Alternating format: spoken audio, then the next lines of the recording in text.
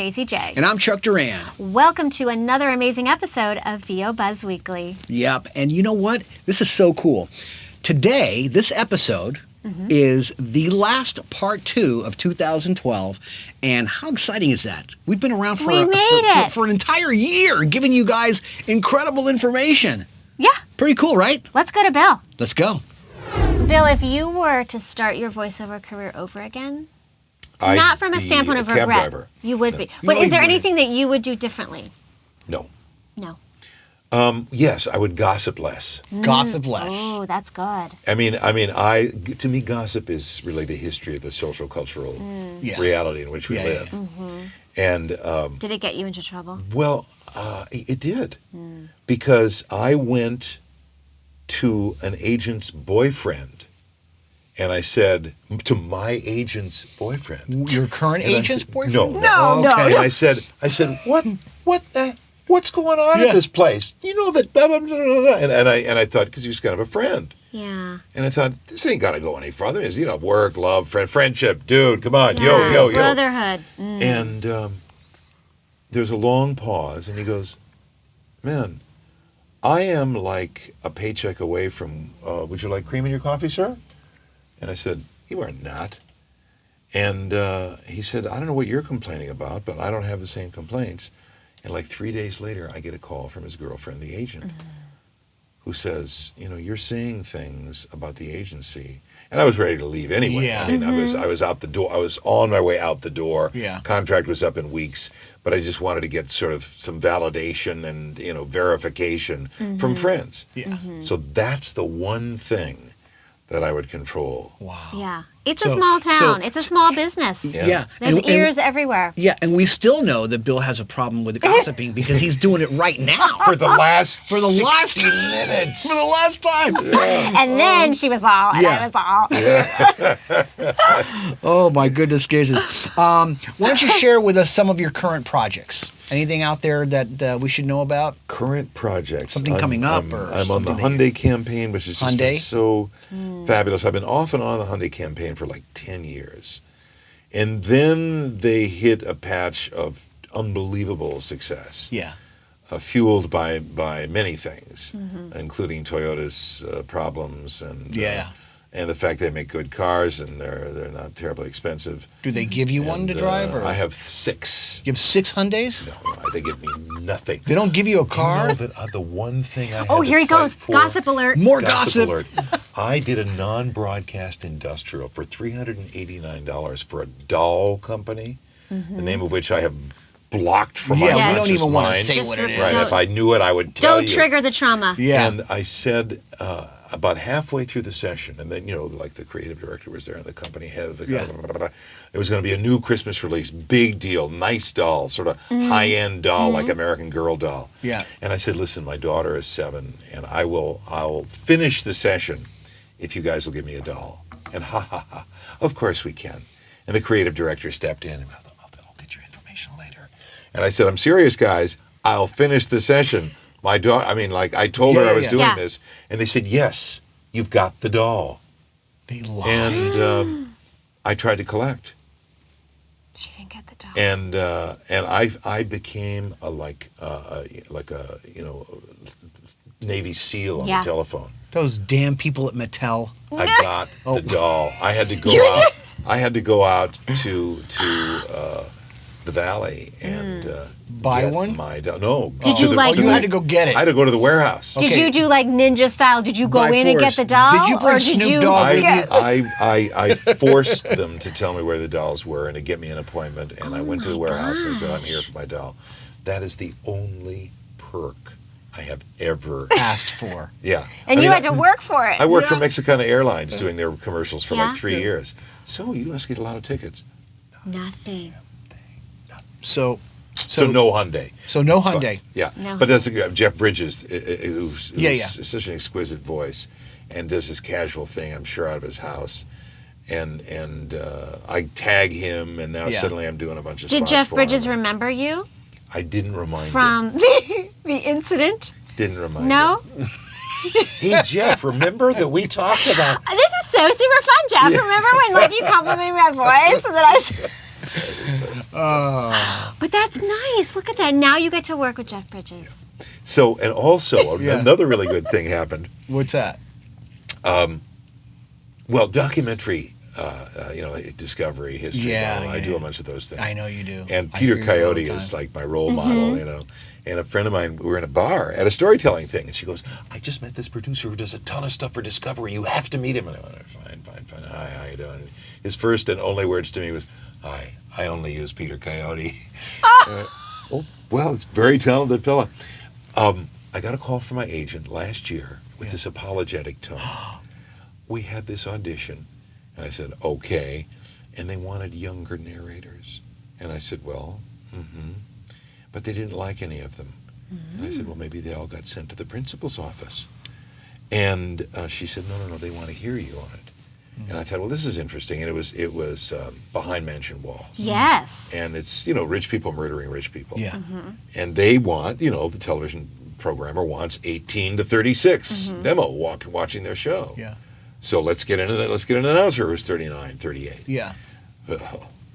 Yeah. I showed them. You showed them. So there's something about, I don't think it's so much the quality of the voice as it is just the sense of experience of what it is like to murder rich people, which of course, I've done. Well, you've done so many times. We all I'm a have parole officer lots with of a test. experience with that. Yeah. But disaster, I'm doing. You do a lot of the disaster serial stuff. killer Earth, He's great with disasters. air disasters, literally that's I mean, it. for disasters, Discovery and for History Channel, you do all those shows that disturb me, frankly. Right, she yeah, That can't gives watch me her. Has nightmares, but I like, I love just them. fast forward to the Bill part. It's like, oh, la, I can't watch. But yeah, they're disturbing, Bill. I want to apologize, Stacey, all the way to the bank. I'm sorry.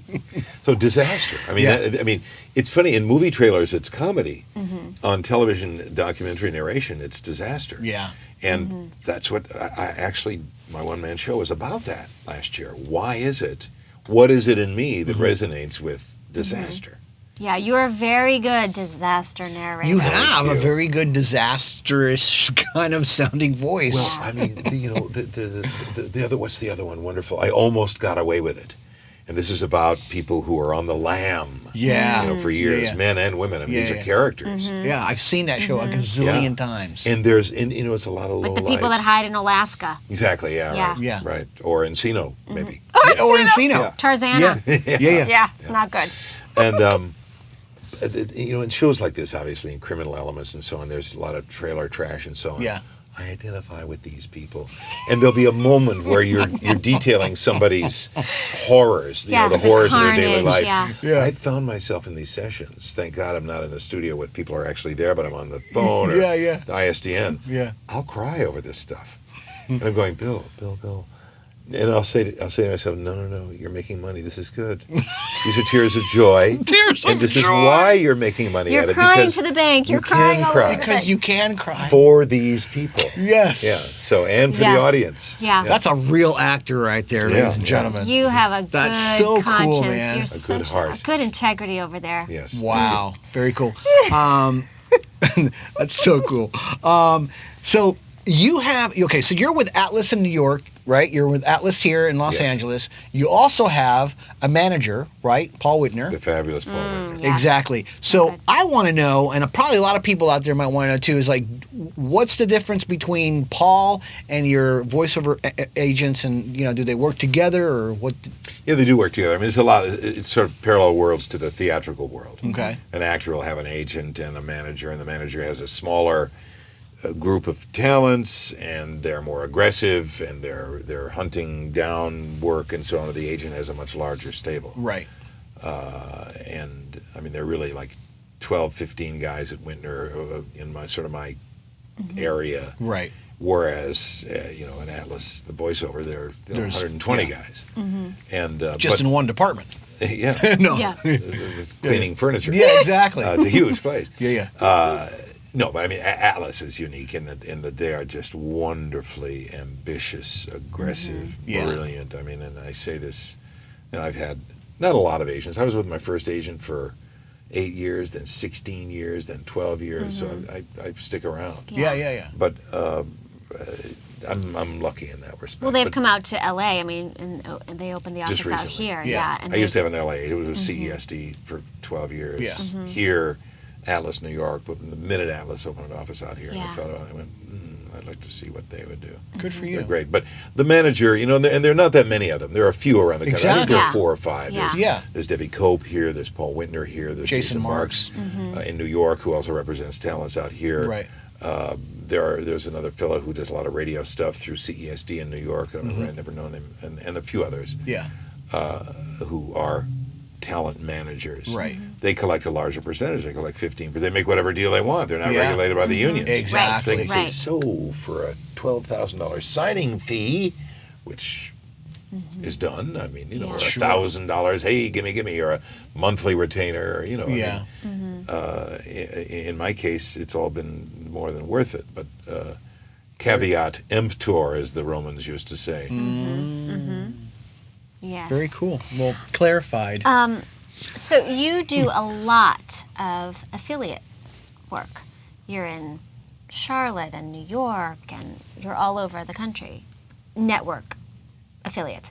Can you, again, for people who maybe are not completely clear, what is the difference between the network promo and the network affiliate work? Well, the network jobs are, like Dorian Harewood has and Joe Cipriano has, and so on. There's really only a few of those gigs. There's ABC, CBS, NBC, CW, and each have a few voices. So there's 16, 20, 25 men and women who do the network jobs.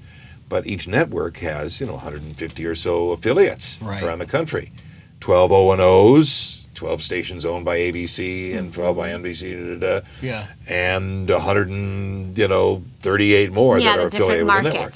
And each one of those stations requires a voice to promote their stuff.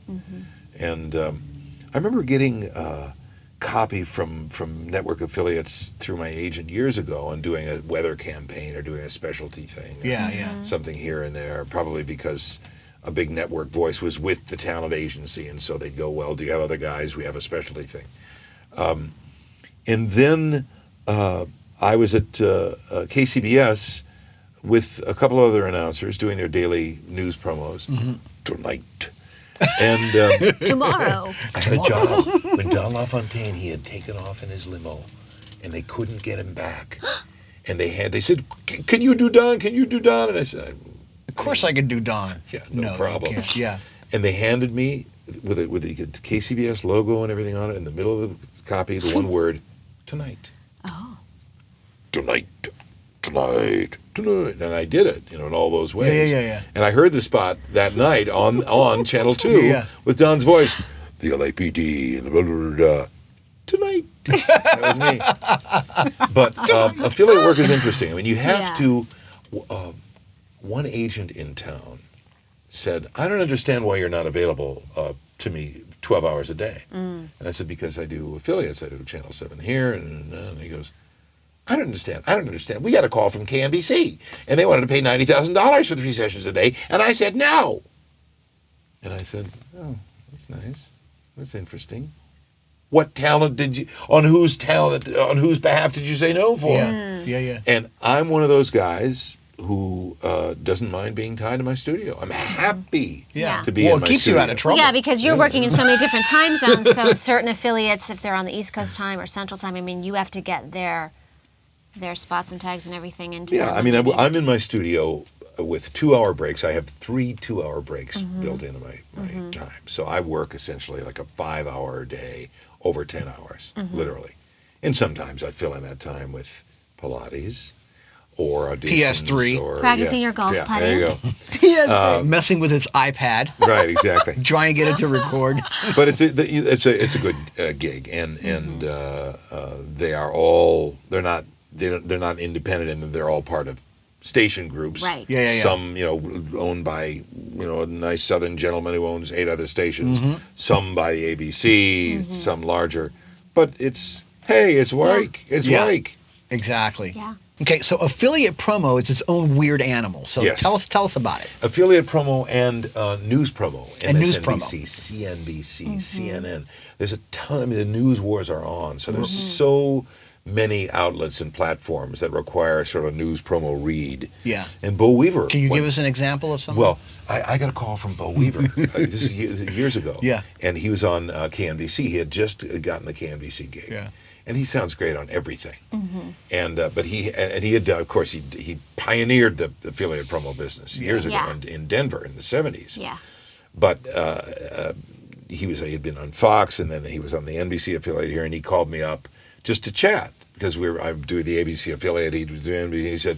He said, you really sound great on Channel 7. And I said, Bo, you're absolutely right, I do, because I have the perfect combination of hysteria, a penchant for gossip, big one, an unctuous sincerity, and the ability to sort of turn on a dime, all combined into news promo tonight. The terror, the horror, the fun, the happiness tonight. And there's so much work in news promo, not just affiliates. Yeah. Right. But network news programs, Right. a lot of that is in New York. Yeah. But cable news is huge. And MSNBC hires all these voices, CNBC, CNN, and more and on, and more and more and more and more. Yeah. And that kind of read is one that people should learn, should study, should listen to. What do you call that read? You just It's really the news promo read. news promo Well, because read. on your website, BillRatner.com, you have your promos, you have your news promo, you have your affiliates, you have so many different demos. Yeah. Right. And so you recommend you need to have those because there are subtle differences between. Demos. I'm glad that you guys brought up demos, and everybody should be glad because that's the key. That's the key. Yes. And I mean, as you know, people will have a brand new commercial demo, and they'll send it to every agent in Los Angeles or Chicago or New York or wherever they are, and they won't hear anything. Right. And it's because they and 50,000 other people. And the agent is saying, look, you may have a nice commercial demo, but if you can't tell me through your demos that you do news promo, trailers, non-broadcast narration, documentary narration, animation, radio imaging, Video games. The whole package. Yeah. video games with more realistic sort of animated type voices, then I can't sell you. I'm not going to make any money. 30 years ago, the vast percentage of an agent's income was from commercials only. Yeah. These days, it's from everything. Right. And so you have to have demos. You have to have tracks on your demo for as many areas as you feel you can do. And I teach a class at SAG-AFTRA, volunteer, at the Don LaFontaine Lab. Yeah. That's right. That's the only And place we're I going to like get to into that in a little Yeah. bit, but Right. but And somebody said, well, but we're really supposed to specialize. We're supposed to brand ourselves. And I thought, aha. They've been listening to those voiceover teachers. At which, and I've heard this from so many people, Brand, you need to brand yourself. You need to know who you are. Do one thing and do it really well. yeah. I say do 10 things. I say do news promo, try trailers, do it all, try it all. Now, do I get book jobs like Scott Breck and Pat Fraley? No. Yeah. Do I get? Do I have the versatility of a Pat Fraley or any of the other marvelous animation people? No. Bob Bergen, Rob Paulson. Exactly. Thank you. There you go. Exactly. Billy West. No. So I don't get Yeah. that kind of. I don't get that much Yeah. of that work. But I'm still available for it, and I have it on my demo, and the few characters that I do. But I mean, Flint, you reprised on Family Guy and Robot Chicken. Right. Yeah. He came back. So. And that sort of generic character, of Yeah. Flint, that sort of that guy is serious. Yeah, There's yeah. a lot of that stuff, and Yeah. he's sort of like a television announcer. He's sort of like a football announcer. He's sort of like the guy who sells beer. Yeah.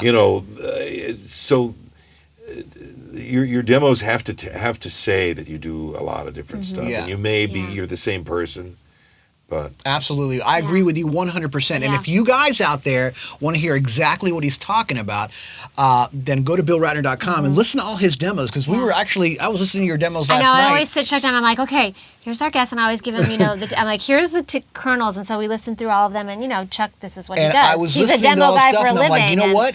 So, He has himself represented really well on all those different demos that you have. that's the obsessive compulsive gene. But And they don't sound like crap.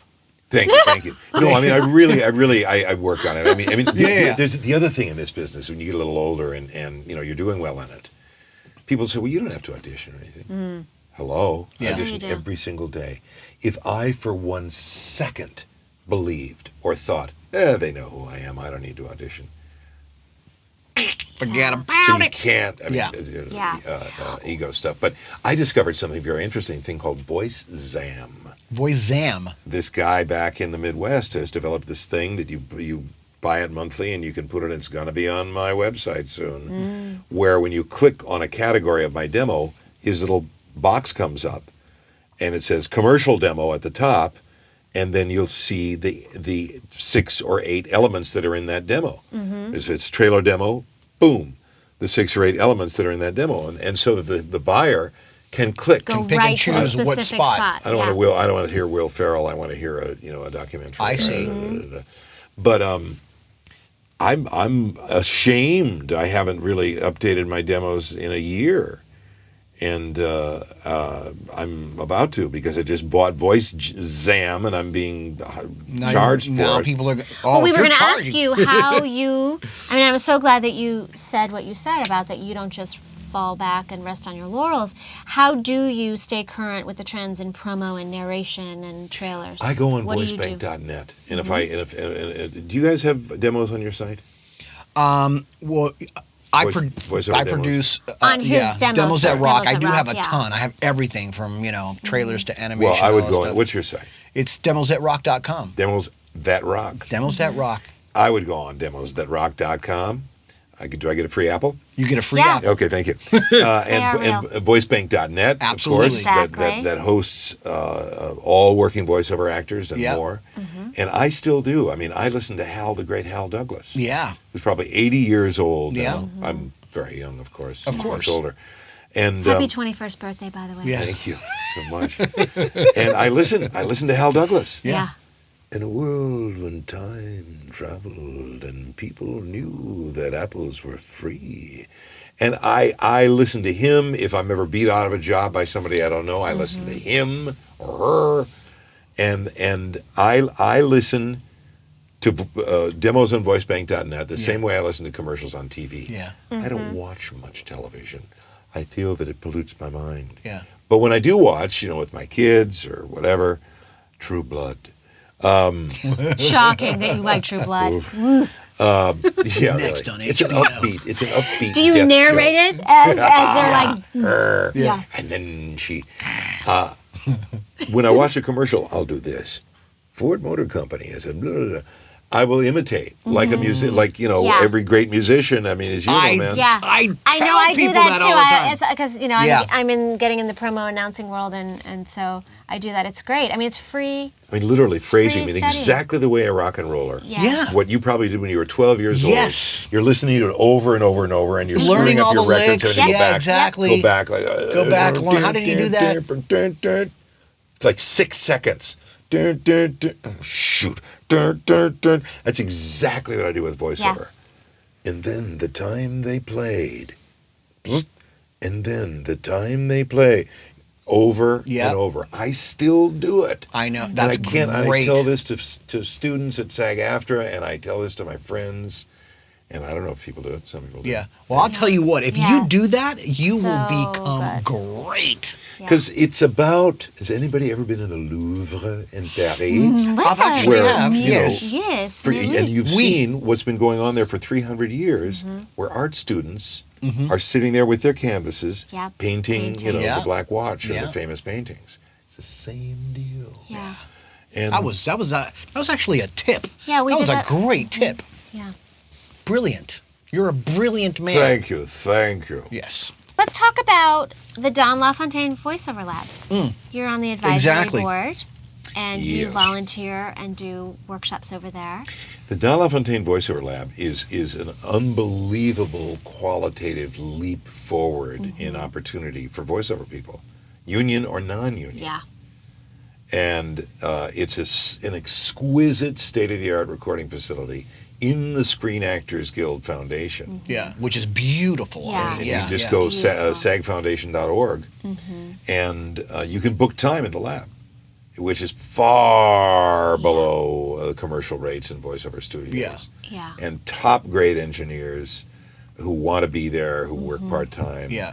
And you can do demos, you can do all kinds of things. And they have classes, fabulous classes. And What made you want to get involved with? well, I mean, I wasn't there were a bunch of us who were sort of acolytes of Don and who were friends of Don. Not But I mean, dearly. Paul Pape, Joseph Brano, they approached you about it? Yes? We before that, when Don died, and we all were involved in his memorial service and were friends of Nita and had been in their home and so on. What we sort of collectively,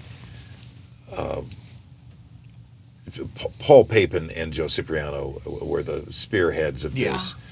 But we all said, well, what do we want to do for Don? What to memorialize Don? And Nita, his wife, who's very active and a brilliant singer and active in the business, Yeah, she said, is. so let's do something. What do we do? And the Screen Actors Guild Foundation said, sure, yeah, you can do a studio here. And so we raised money, and they put in a little money in their space, and now this unbelievable facility is there. If it had been there when I was coming up in voiceover, You would have I'd used be the heck out of it. all over that place. Yeah.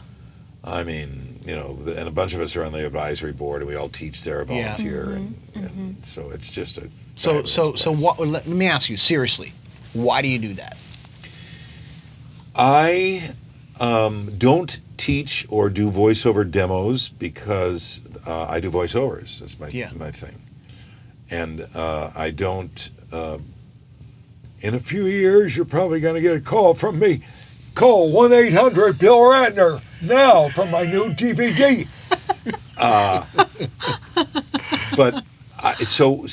But I love to teach. I mean, I've guested in people's workshops and so on, and I really love to think about voiceovers, and I love to obviously theorize about it. And it's a weird art, and but doing in the setting of that lab is so cool. Yeah. But even more, doing it in the context of SAG and AFTRA, which are our unions. Yeah. And the unions have made it possible for all of us to make money and kept the bar up. There are a lot of forces out there, such as on the internet and relationships, non-union relationships, and casting and so on, that are bringing the bar down.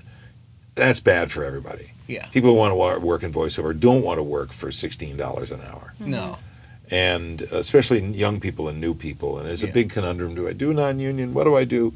Well, I think, rest easy that virtually everybody in this business, large and small, probably did non-union work when they were coming up. Sure. Yeah. But you want to keep the bar up. Yeah. Yeah. And if you don't keep the bar up, the bar will continue to drop, and it'll be like farm work. Yeah.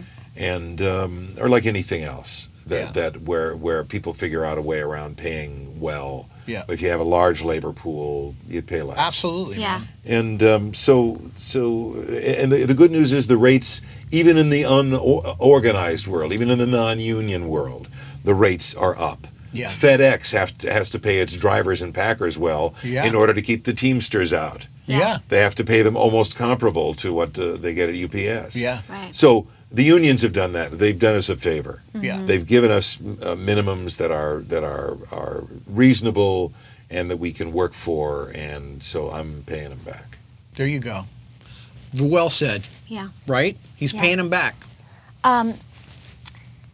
Bill, Uh-oh. we have a little You're in trouble, thing Bill. we do here on VO Best Weekly. You pick a number between 5 and 129, and I ask you a question from my little red book. The mushrooms are wearing off now. So suddenly your voice was like going like this, Stacey. But 3,412? No. Okay. 89. 89! Good number. Okay, good. Now pick a number between 1 and 4. 3. 3. Everyone always picks That's 3. very interesting. It's a primary number. Okay. If you could find the personal diary of one person from history with all the juicy details, who would you want to find? Franklin Delano Roosevelt. Why? Because he was in on incredible stuff. Yeah. I mean, from the Nazis to the Great Depression. Yeah. To that unbelievable cigarette holder he had. Yeah. To recreating the world, World War II, the WPA, the Works Project Administration, that put theater people to work, put artists to work, put musicians to work, put Woody Guthrie to work on the radio in New York City.